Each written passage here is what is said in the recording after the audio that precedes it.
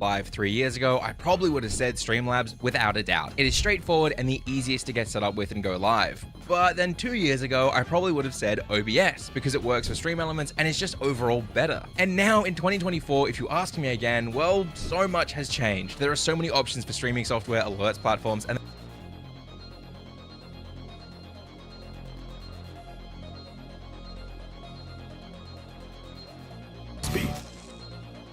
alerts platforms, and they all do very different things. Today, I want to break down 4 years worth of streaming and content creation experience to cover the major streaming software, their pros, cons, are they good for beginners? Will other streamers bully you for using them? Do they make your game lag? Can they make you grow faster? What alert platforms go well with them? What drama have the brands gotten into? And of course, which is the absolute best for you to use? And I don't think there is a simple answer anymore. All of that and more is coming up, but first, thank you to our sponsor, Owned. Owned Pro set up in full overlay, great from the also get active sound effect because I use many desktop and know that OBS or open broadcasting software is the standard for recording and streaming from your desktop. And because it's open source software, it means anyone can use it, study it, change it, and distribute the software and its source code. This is meant to help encourage industry growth and innovation, which OBS has absolutely done. Streaming would not be where it is today without OBS and their team. But this also means Streamlabs, who were originally an alerts and label platform, were able to take the source code for OBS and use it as their bones. And then they built a skin around it. And not just the skin, but they also built teeth, hair, sweaty feet in the form of alerts widgets. Their chat used to be called. And it preferred a lot of features over the years and weirdly does almost everything OBS does, but need other software for and in beginners. When they set delay and say, hey, just have my gameplay and my webcam, which is much better for editing. But it's not all good news. It can't for new help drain does the play. And this of course isn't even mentioning all the dream ass. Look, this is the OG. This does everything you will need, and anything it doesn't do, there is a plugin for it that can be installed with one click these days. It will be as resource intensive on your PC as you make it in the settings. It's not bloated, it's easy to use, and it has the most passionate community of content creators and developers working to make it the best tool for every streamer out there.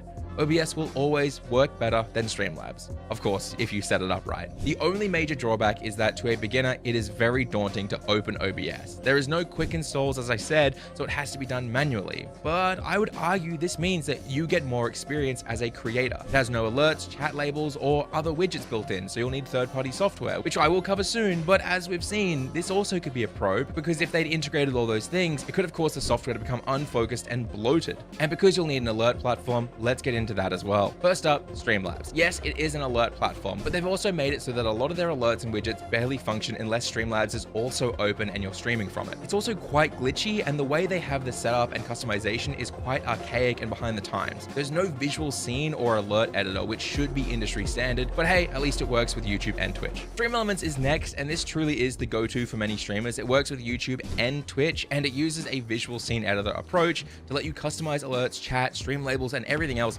visually, making it easier for beginners. It isn't resource intensive, and it does a great job slotting directly into OBS, but be aware if you use Stream Elements, they will spam you with, to be honest, predatory pay-per-performance sponsorships. These will come through constantly, and if you accept them, well, it means you're going to spend a lot of time advertising a brand that will likely not pay you at the end because you didn't reach their performance goal. Next is Twitch alerts. While they lack chat widgets, stream labels, and all the other bells and whistles that these other tools have, I love them. They are built directly into Twitch, so they don't work with YouTube, obviously, but the amount of customization and generally cool shit you can do with them is next level. Finally, StreamerBot. This is the complex bastard child of some geniuses, and it has to be the all-time greatest tool for streamers. You can create not just alerts, but make it so viewers' donations, channel points, bits, subs, follows, whatever it is, can trigger all sorts of things, from changing your lights behind you, turning on sources in OBS, playing songs, literally anything you can think of, StreamerBot can pretty much do it. It's just also very confusing to look at when you start, but it's worth it because it has to be the all-time deepest platform. And finally, before I tell you the best software and the combo you should be using, I should say Owned Pro, who yes, sponsored this video,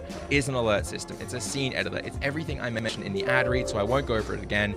I just think it's important to mention it is an option. So which should you use? Well, I have a dirty little secret about this entire debate. These days, if I were to start again from scratch, I would like to be told to go with OBS and Twitch alerts personally, or if I was on YouTube, OBS and Stream Elements. Now, I mentioned a dirty little secret. Well, let me tell you something that I wish people would say more often in this industry. Whichever you choose to use, doesn't fucking matter.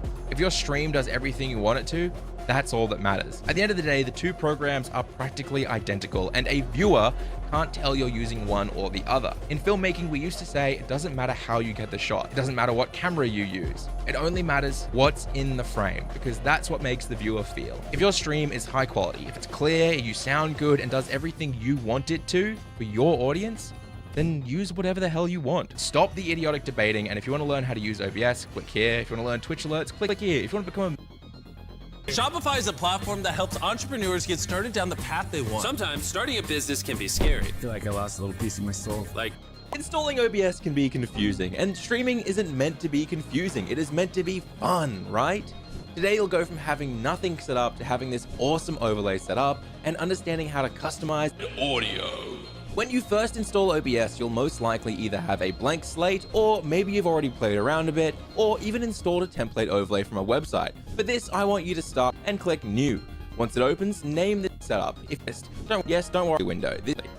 Unlike other tools such as Streamlabs or Twitch Studio, OBS doesn't come with can't even see it, just like any other tool. Below that, for example, you'll need a scene for gaming, a scene to say you're going be right back, or a scene for just chatting to your viewers. If we had those three scenes set up and clicked between